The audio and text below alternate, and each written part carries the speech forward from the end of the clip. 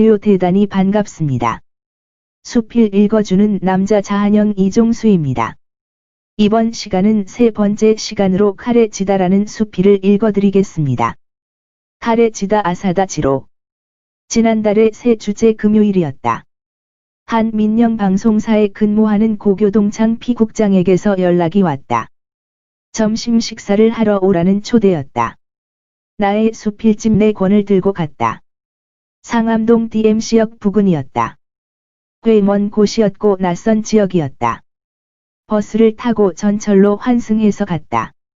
한참 여유 있게 출발을 했는데 이리저리 헤매다 보니 늦어졌다. 그 녀석이 방송사 앞 조형물에서 서 있었다. 3년 만의 해후였다. 원당에서 근무하던 시절에 점심 식사를 같이 한 이후 만남이었다. 구내식당으로 들어갔다. 20여 년 전 여의도 방송사 시절 구내식당에서 식사를 같이 했던 기억도 있었다. 여의도 쌍둥이 빌딩의 구내식당은 좀 그랬지만 방송사의 구내식은 인기 메뉴였었다. 양식과 한식이 있었다. 예전에는 3종류로 중식까지 선택할 수 있었다. 식대가 5,000원이면 밥은 그 값의 2배인 만원 식사가 나왔다. 회사에서 직원복지 차원에서 지원을 하는 시기였다. 식판을 받아 배식을 받았고 식사를 하며 환담했다. 다음은 2층에 위치한 카페로 갔다. 박이추 커피를 맛볼 수 있는 곳이었다. 우리나라의 커피를 공부하고 제대로 보급시킨 1세대 3인방에서 유일하게 현역이며 생존해 있는 1호 명성이 높은 분으로 강릉에서 커피점을 운영하며 매주 월화수에 이곳에서 커피를 내린다는 것이다. 커피점은 혼잡했다. 용케도 자리를 잡고 주문을 할 수 있었다. 그의 얘기는 청산유수였다. 최근 다녀온 이스탄불에 관한 얘기 등 화제가 끊이지 않았다. 그러는 중에 한 것이 아사다 지로가 쓴 칼에 지다였다. 그리고 얼마 지나지 않아 아들과 함께 그 무대가 된 곳을 방일할 계획을 갖고 있었다. 그의 얘기로는 한창 이 책이 판매될 때에는 지하철이 울음바다가 됐다는 것에서 충격으로 다가왔다. 끊임없이 영화화되고 드라마화된다는 것에서 일본 국민들의 향수 같은 것이 아닐까 했다. 다음 날 중고서점에서 책을 구했다. 그리고 상권은 교보잠실점에서 구해서 읽었다. 그리고 영화를 보았다. 이 소설은 1998년부터 2000년까지 문예 춘출한 잡지에 연재됐던 작품으로 단행본 출간 후 130만 부가 팔린 베스트셀러이다. 그리고 제13회 시바타 렌잡으로 상을 수상했다. 지난해 말 개봉됐던 영화 바람의 검 신선조의 원작 소설이다.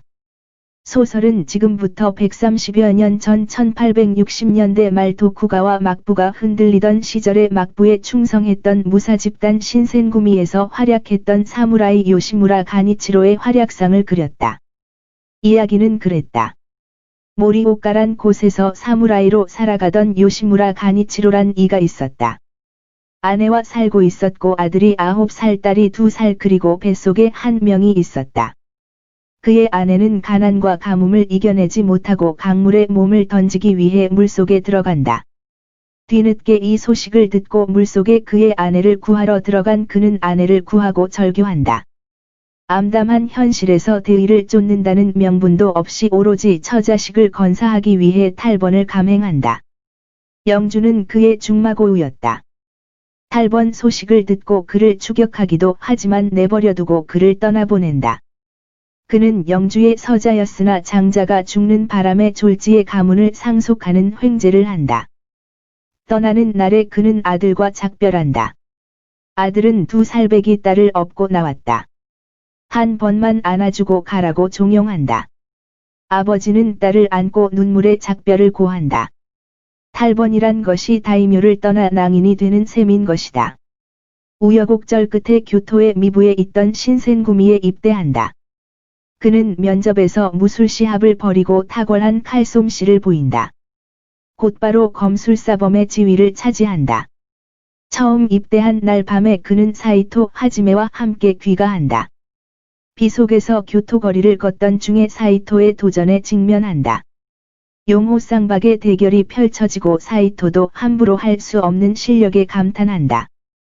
그러면서 그가 내뱉은 말은 걸작이다. 당신의 검술 실력을 시험해 보고 싶었다. 그는 특이한 사무라이였다.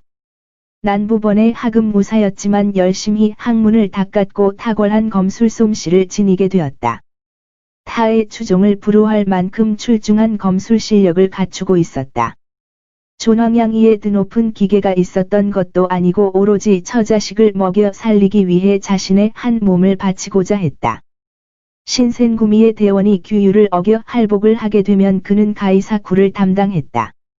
할복을 하는 자의 목을 단칼에 내리치는 역할이었다.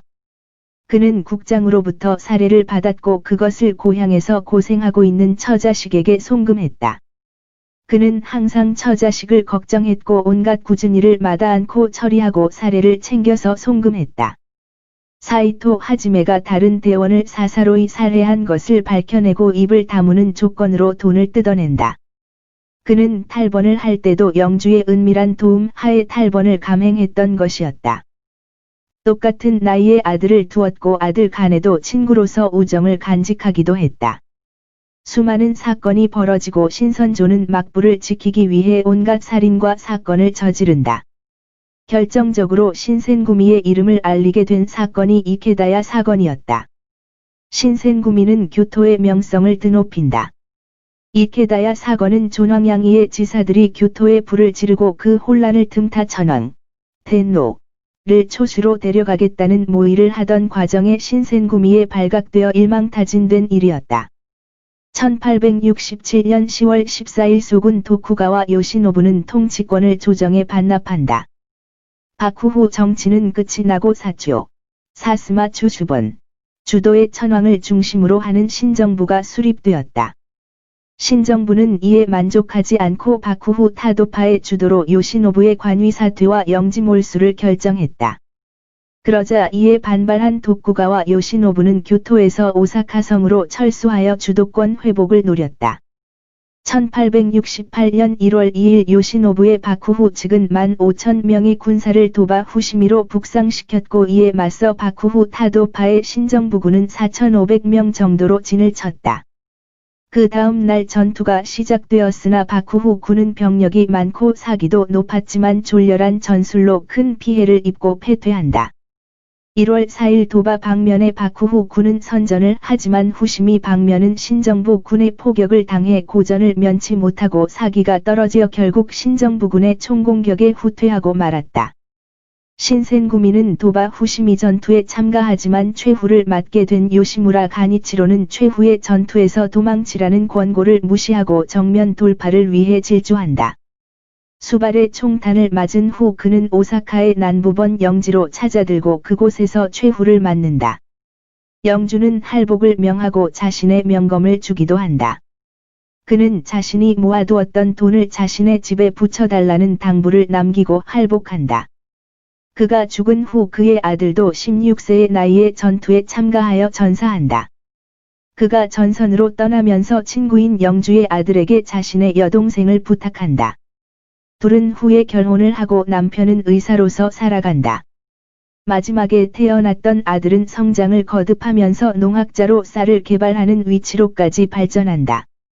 그리고 그는 모리오카로 돌아가는 여행을 통해 자신의 아버지가 밟았던 곳들을 밟아가며 아버지의 삶을 되새긴다.